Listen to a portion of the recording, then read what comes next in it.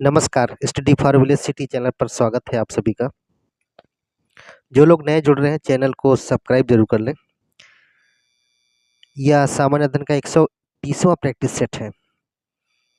पहला प्रश्न देखिए, इनमें से कौन एक उत्तराखंड की पहाड़ियों का लोकप्रिय चारा है? चारा प्रदान करने वाला वृक्ष कौन सा है? ये कहा है। कौन सा वृक्ष है?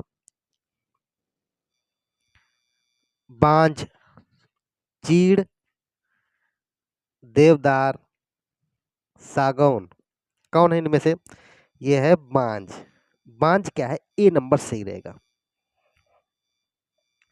केदारनाथ का शीतकालीन निवास है। शीतकालीन निवास किसका? केदारनाथ का क्या है? रुद्रप्रयाग, ऊखीमठ, गोपेश्वर, गुप्त काशी। तो ये रहेगा ऊखीमठ रहेगा। बी नंबर सही रहेगा।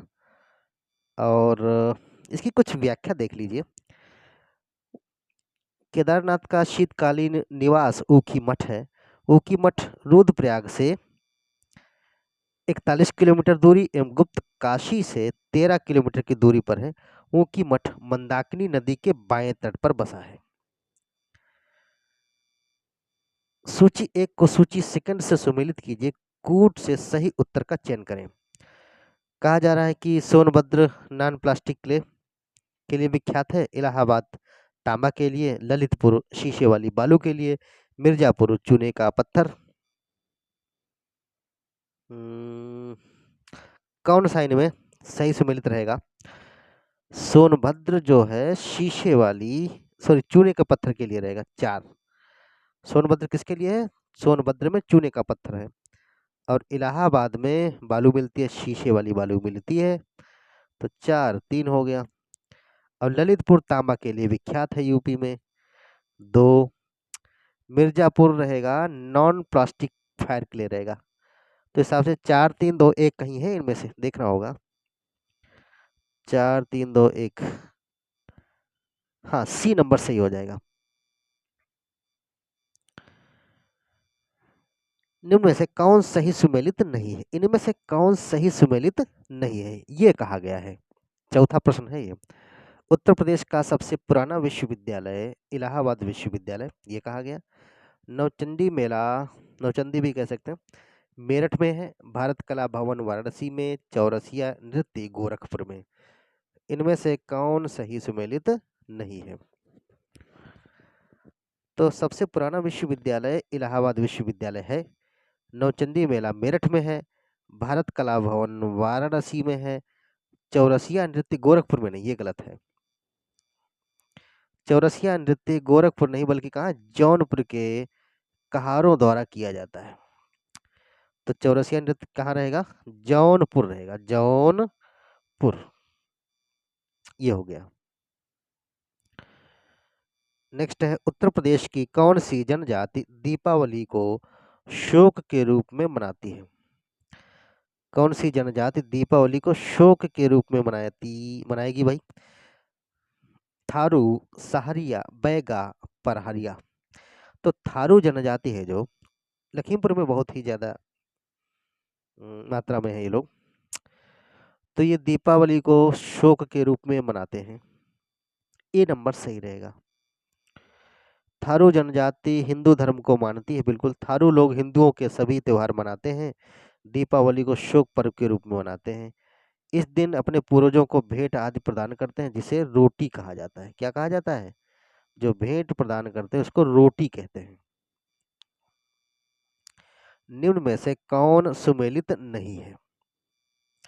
कन्नौज इत्र एवं तेल के लिए है। मिर्जापुर कालीन के लिए है। मुरादाबाद पीतल के बर्तन के लिए। आगरा चाकू एवं कैंची के लिए है। इनमें से कौन सही सुमेलित नहीं है? प्रश्न नंबर है 6। कन्नौज जो है इत्र तेल के लिए है। मिर्जापुर कालीन के लिए विख्यात है, ये भी सही रहेगा। और मुरादाबाद पीतल के बर्तन के लिए। आगरा चाकू कैंची के लिए नहीं, ये गलत है, डी नंबर। तो इसको अगर सही के रूप में करेंगे तो चाकू एवं कैंची के लिए आगरा नहीं बल्कि क्या? अलीगढ़ एवं मेरठ प्रसिद्ध है, ये सही रहेगा। कौन सा कृषि उत्पाद अपने निर्यात से देश के लिए सर्वाधिक विदेशी मुद्रा प्राप्त करता है। कौन सा ऐसा एक्सपोर्ट है जो एग्रीकल्चर लेवल का जो प्रोडक्ट है जो निर्यात से देश के लिए सर्वाधिक विदेशी मुद्रा प्राप्त करता है? कहवा, बासमती चावल, कच्ची कपास या चाय? तो सातवां रहेगा, बासमती चावल है जो सर्वाधिक विदेशी मुद्रा प्राप्त करता है इनमें से। निर्यात बड़े मात्रा में बड़े पैमाने पर किया जाता है। किसे दक्षिण गंगोत्री के नाम से जाना जाता है? दक्षिण गंगोत्री के नाम से किसे जाना जाता है? कावेरी नदी का उद्गम स्थल, कई बार बता चुके हैं, रिपीटेड है एक तरह से कहीं न कहीं। वह स्थान जहाँ से पेरियार उत्तर की तरफ बहती है। भारत का प्रथम अंटार्कटिक शोध केंद्र, केरल में रॉकेट छोड़ने का केंद्र। भारत का प्रथम अंटार्कटिका शोध केंद्र है ये, रिसर्च सेंटर है अंटार्कटिका में, भारत का पहला। दक्षिण गंगोत्री भारत का पहला अनुसंधान केंद्र है। स्थापना कब हुई? 1983 से 84 के मध्य हुई। अपने दूसरे अनुसंधान कौन? मैत्री है, और 88-89 में की। अंटार्कटिका में भारत का तीसरा अनुसंधान केंद्र भारतीय है। दक्षिण गंगोत्री गंगोत्री हो गया, दूसरा हो गया मैत्री, तीसरा हो गया भारती। भारती, ये है, तीन है। नेक्स्ट है, अधूरे प्रज्वलन के कारण मोटर कार एवं सिगरेट से निकलने वाली रंगहीन गैस है। मोटर कार एवं सिगरेट से निकलने वाली रंगहीन गैस, दिखाई न देने वाली गैस कौन सी है? अधूरा प्रज्वलन होता है, पूरा प्रज्वलन नहीं हो पाता। Carbon dioxide, nitrous oxide, methane या कार्बन मोनोऑक्साइड, कौन सी है इनमें से? तो यही रहेगी, अधूरे प्रज्वलन में कार्बन मोनोऑक्साइड है, ये खतरनाक गैस है। यह गैस रक्त के हीमोग्लोबिन के साथ क्रिया करके स्थायी यौगिक बना लेती है। हीमोग्लोबिन ऑक्सीजन के ऊतकों तक नहीं पहुंचा पाता, जिससे हीमोग्लोबिन क्या करेगा? ऑक्सीजन को ऊतकों के साथ नहीं पहुंचा पाता। यह मानव स्वास्थ्य के लिए अत्यंत हानिकारक गैस है। हीमोग्लोबिन के साथ ये दूसरा प्रोडक्ट बना लेता है जाकर के, तो ऑक्सीजन को कैरी करने की जो पावर है, उसकी क्षमता है संवहन करने की, वो बहुत ही कम हो जाती है। कहने का मतलब नुकसान करता है, तो उसकी संवहन पावर जो है कम हो जाती है। सही सुमेलित नहीं है इनमें से कौन? कौन सही सुमेलित नहीं है? ये पारंपरिक कला है, इधर शिल्प संबद्ध स्थान है। मिट्टी के बर्तन लखनऊ में, काष्ठ नक्काशी सहारनपुर में, काष्ठ पादुका खड़ाऊ जो पीलीभीत में है, जरी का काम बरेली में है। इनमें से कौन सही नहीं है? काष्ठ नक्काशी सहारनपुर में है, काष्ठ पादुका लकड़ी का जो खड़ाऊ है पीलीभीत प्रसिद्ध है इसके लिए, जरी बरेली के लिए प्रसिद्ध है। और 10वां, मिट्टी के बर्तन के लिए लखनऊ तो नहीं प्रसिद्ध है, ये गलत है। मिट्टी के बर्तन के लिए कौन है? खुर्जा है। क्या है?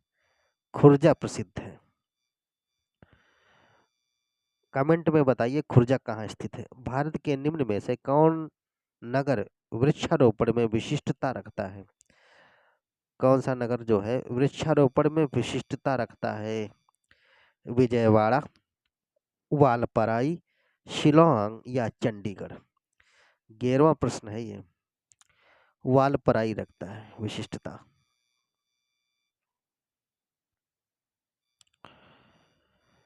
वालपराई नगर तमिलनाडु राज्य में स्थित है। यह वृक्षारोपण की विशिष्टता रखने वाला भारत का नगर है। निम्न में से कौन सा मैंग्रोव क्षेत्र गोदावरी नदी के डेल्टा पर अवस्थित है?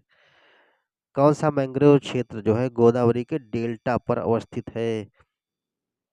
कुंडापुर कम मात्रा में है फिलहाल यहाँ पर, होन्नावर, कोरिंगा, मालपे।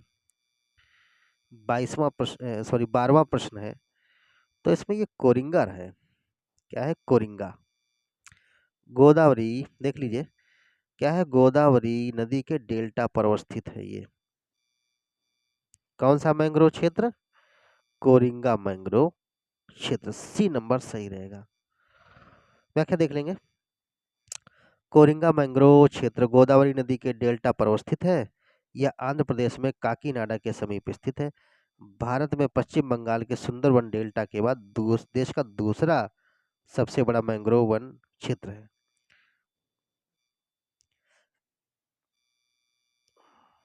कौन सा?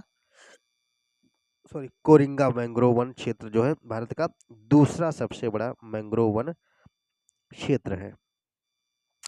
भविष्य का ईंधन किसे कहा जाता है? पवन ऊर्जा को, वैकल्पिक ऊर्जा को, प्राकृतिक गैस को, या सौर शक्ति को? 13वां प्रश्न है ये, तो सौर शक्ति को भविष्य का ईंधन कहेंगे। डी नंबर सही रहेगा। येलोस्टोन नेशनल पार्क कहाँ स्थित है? येलोस्टोन नेशनल पार्क स्थित है कहाँ? संयुक्त राज्य अमेरिका में, असम में, सिक्किम में, जम्मू कश्मीर में, कहाँ स्थित है? तो पहले ही चाहिए, यूएसए में है, संयुक्त राज्य अमेरिका में येलोस्टोन पार्क। समुद्री खाद्य श्रृंखला में फाइटोप्लैंक्टन मुख्य रूप से कौन से उत्पादक हैं? फाइटोप्लैंक्टन मुख्य रूप से कौन से उत्पादक हैं समुद्री खाद्य श्रृंखला में? द्वितीय उत्पादक है, प्राथमिक उत्पादक है, तृतीयक उत्पादक है, उपरोक्त सभी? तो ये प्राथमिक उत्पादक है फाइटोप्लैंक्टन समुद्र में। बी नंबर सही रहेगा। प्राइमरी प्रोड्यूसर होंगे। इनमें से कौन मानव निर्मित कृत्रिम परितंत्र है? मानव निर्मित कृत्रिम परितंत्र कौन है? वन, तालाब, खेत, झील? तो खेत रहेगा। धान का खेत ही परितंत्र बन जाता है। 16वां नंबर हो जाएगा, सी नंबर सही है। परितंत्रों की घटती उत्पादकता के क्रम में उनका निम्न में से कौन सा क्रम सही है?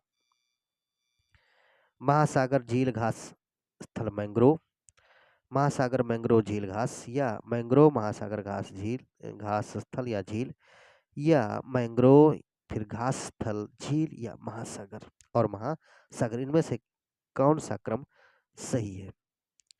परितंत्रों की घटती उत्पादकता के क्रम में प्रोडक्शन इनमें से किसमें कम है? प्रोडक्टिविटी की बात हो रही है। 17वां प्रश्न है, तो मैंग्रोव में ज्यादा होगा, फिर नीचे घास स्थल में होगा, फिर झील, फिर महासागर। ये हो गया। नेक्स्ट है, इबोला वायरस का नाम लिया गया है, किससे लिया गया है? जो इबोला वायरस है इसका नाम कहाँ से लिया गया? एक नदी के नाम से, एक प्रांत के नाम से, एक पर्वत के नाम से, एक शहर के नाम से? प्रश्न नंबर है 18। तो भाई एक नदी के नाम से, इबोला नदी है उसके नाम से लिया गया है। रोग की पहचान 1976 में इबोला नदी यानी कि कांगो अफ्रीका महाद्वीप के पास स्थित गांव में की गई थी। इसी कारण वहाँ इसकी सबसे पहले देखा गया, पहचान की गई 1976 में इबोला नदी यानी कि कांगो अफ्रीका महाद्वीप के पास स्थित गांव में की गई थी। इसी कारण इसका नाम इबोला पड़ा। अब इसमें क्या होता है, मरीजों के संपर्क में आने से फैलता है। मरीज के पसीने, मरीज के खून, श्वास से बचकर रहना चाहिए। चपेट में आने से टाइफाइड, कॉलरा, बुखार, मांसपेशियों में दर्द, बाल झड़ने लगते हैं, नसों से मांसपेशियों से खून उतर आता है। खतरनाक है ये। 19वां प्रश्न, जीवाणु भोजियों के संबंध में कथन कौन सा सही रहेगा? बैक्टीरियोफेज के बारे में बात हो रही है। जीवाणु भोजी विषाणु होते हैं, जीवाणु को संक्रमित करते हैं। जीवाणु भोजी अनुवांशिकी अभियांत्रिकी में प्रयुक्त होते हैं। सही उत्तर का चयन करना है। 19वां प्रश्न है ये। तो इसको कौन सा सही होना चाहिए?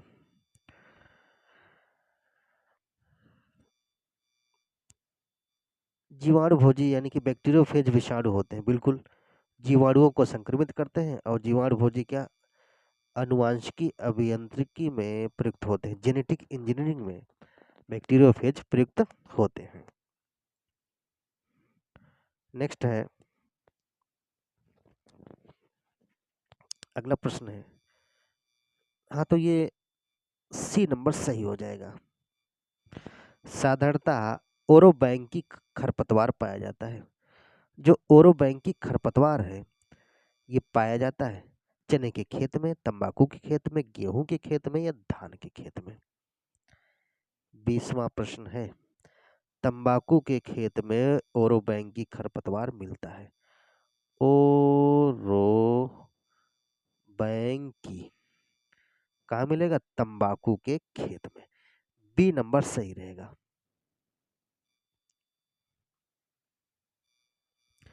ओरोबैंकी खरपतवार परजीवी किस्म का पौधा है जो कि तंबाकू के अलावा आलू मटर खेतों में पाया जाता है। इसकी विश्व के शीतोष्ण उष्णकटिबंधीय भागों में लगभग 150 प्रजातियां पाई जाती हैं। हल्दी भूमिगत तने का उदाहरण है, जिसे कहते हैं हल्दी जो है भूमिगत तने का उदाहरण है। बल्ब है, ट्यूबर है, कार्म है या राइजोम। 21वां प्रश्न है ये। तो हल्दी क्या है? राइजोम है हल्दी। डी नंबर सही हो गया।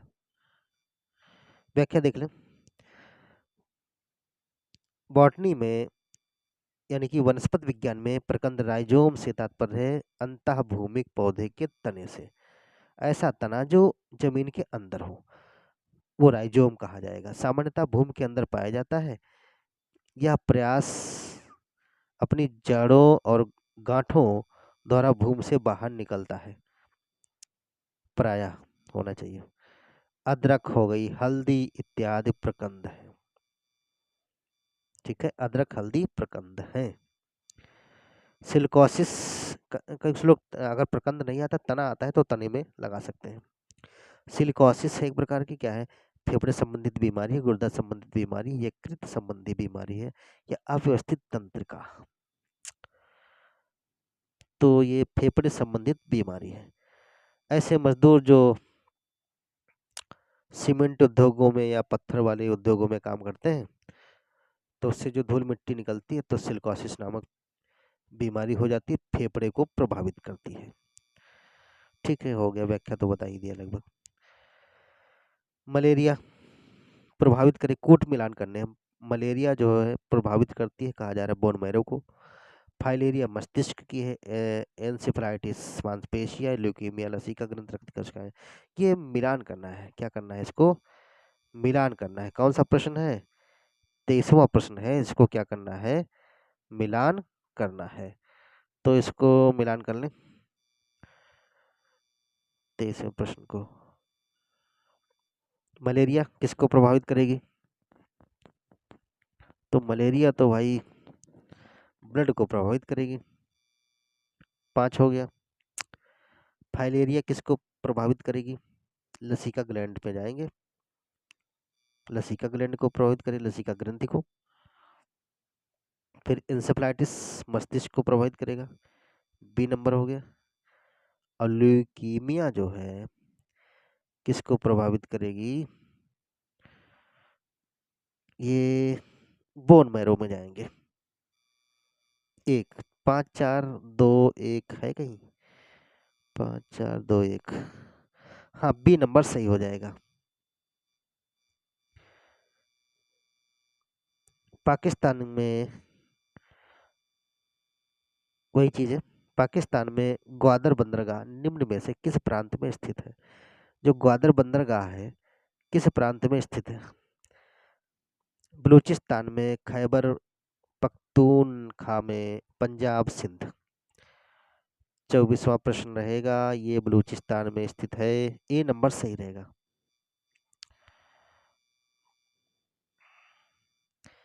यह जो है अरब सागर के किनारे स्थित है। बलूचिस्तान तान प्रांत में अरब सागर के किनारे स्थित है। कौन? ग्वादर पोर्ट। फूटलूज उद्योग का एक उदाहरण है। फूटलूज क्या है? हार्डवेयर, सॉफ्टवेयर, ए और बी दोनों। कौन सा है? तो ये रहेगा फूटलूज किससे संबंधित है? 25वां का बी नंबर, सॉफ्टवेयर से संबंधित है। 26, कौन सा हड़प्पी नगर 3 भागों में विभक्त है? जो हड़प्पा कालीन जो नगर है 3 भागों में विभक्त है। कौन सा? लोथल, कालीबंगा, धौलावीरा या सुरकोटला। 26वां प्रश्न है ये धौलावीरा। सी नंबर सही हो जाएगा। हड़प्पा नगर 3 भागों में विभक्त है। धौलावीरा।